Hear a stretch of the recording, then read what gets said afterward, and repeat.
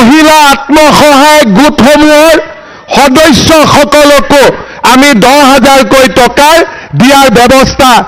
আমি হাতত ল'ম। মন্ত্ৰীয়েতো আত্মসহায়ক গোটত 10,000 টকা দিম বুলি কৈছিল, এতিয়ালৈকে টকাটো অহা নাই। যে মই যি কৈছো আজিলৈকে কেতিয়াবা কোনবা কথা এনে কৈছো নেকি? যি কৈছো হৈছে নে নাই?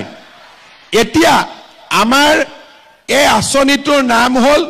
মহিলা উদ্যমিতা আঁচনি। ভেৰিফিকেশ্যন কমপ্লিট হোৱাৰ পিছত আমি মহিলাসকল যিসকল ইয়াৰ নিৰ্বাচিত হ'ল তেওঁলোকৰ আমি তালিকাখন দিম। তালিকাখন দিয়াৰ পিছত আপোনালোকক আমি 3 দিনৰ ট্ৰেইনিং দিম। কিয় ট্ৰেইনিং দিম এই কথাটো বুজি লওক। 10,000 টকাটো শেষ নহয়, 10,000 টকাটো আৰম্ভণি। আমাৰ উদ্দেশ্য হ'ল যে এই 10,000 টকাটো ভাল কৰি যদি আপোনালোকে খৰচ কৰে পিছত আমি আপোনালোকক আৰু নতুন নতুন আঁচনি আৰু বেংকৰ লগত আপোনালোকক আমি সম্পৰ্ক কৰি দিম, যাতে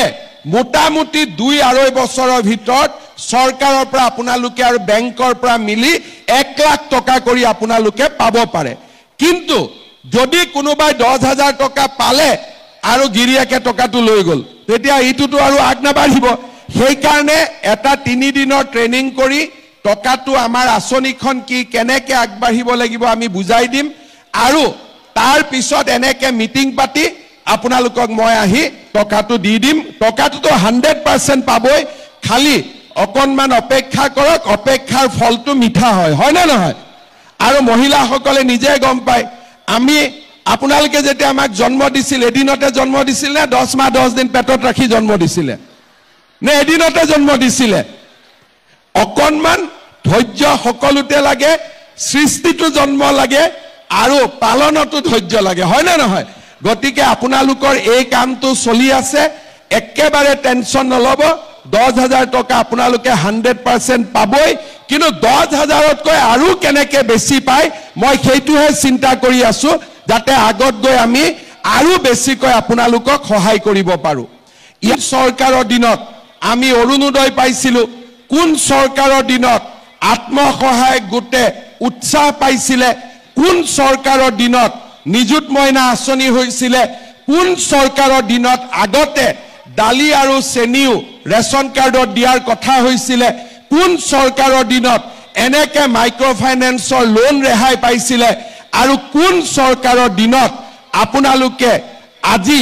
16 লাখ মহিলা ঋণৰ পৰা মুক্ত হ'ব পাৰিছিলে, বা কোন চৰকাৰৰ দিনত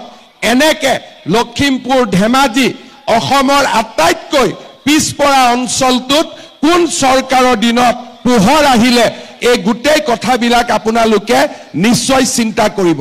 আপোনালোকৰ মনত ৰাখিব যে কংগ্ৰেছৰ দিনত অৰুণোদয়ো নাছিলে, মাইক্ৰ' ফাইনেন্সৰ লোন ৰেহাইও নাছিলে, আত্মসহায়ক গোটৰ আঁচনিও নাছিলে, আমাৰ মহিলাসকলক ৰেচন কাৰ্ডো দিয়া নাছিলে, অৰ্থাৎ আমাৰ কলেজত বিনামূলীয়া এডমিশ্যন নাছিলে,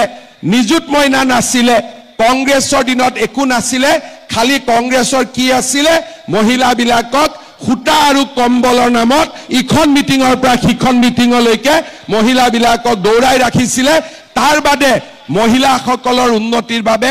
একো কাম কৰা নাছিলে। এতিয়া মই আৰু এটা লাষ্ট কথা আপোনালোকক ক'ব খুজিছোঁ। অসমত মই 3.5 বছৰ মুখ্যমন্ত্ৰী হ'লোঁ, মোৰ আগতো বহুত মুখ্যমন্ত্ৰী হৈছিলে।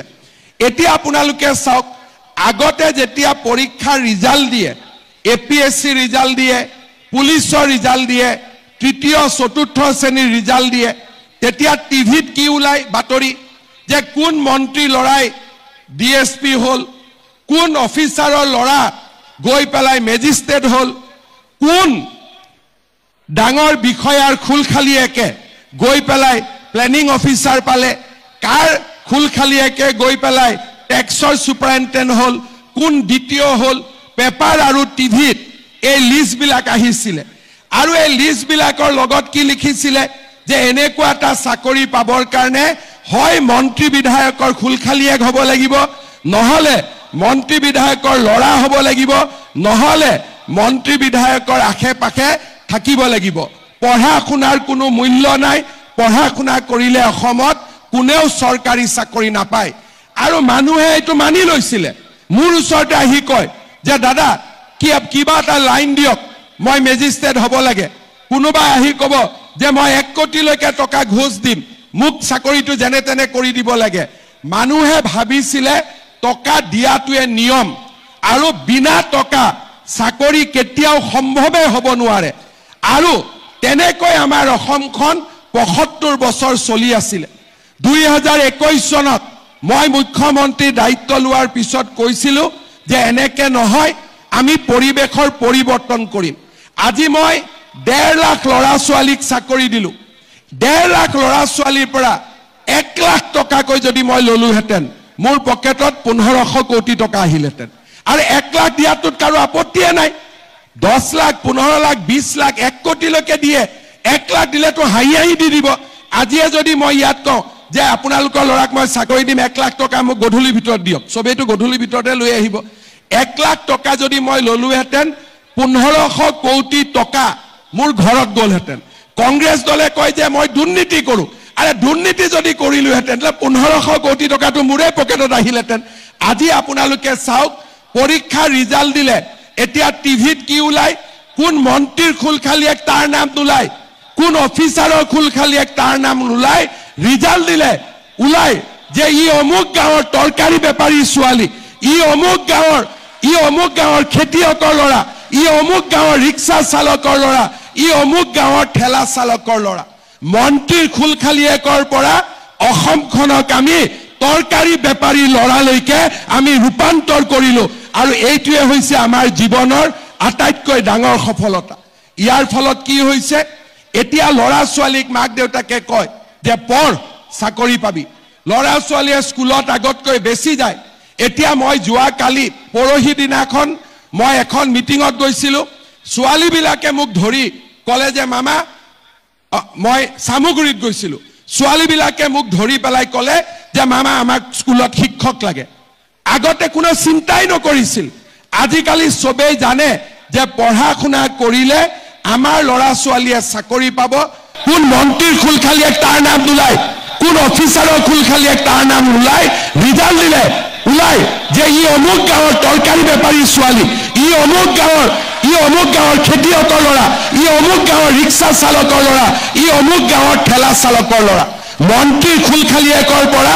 অসমখনক আমি তৰকাৰী বেপাৰী ল'ৰালৈকে আমি ৰূপান্তৰ কৰিলো পিএছচি ৰিজাল্ট দিয়ে পুলিচৰ ৰিজাল্ট দিয়ে তৃতীয় চতুৰ্থ শ্ৰেণীৰ ৰিজাল্ট দিয়ে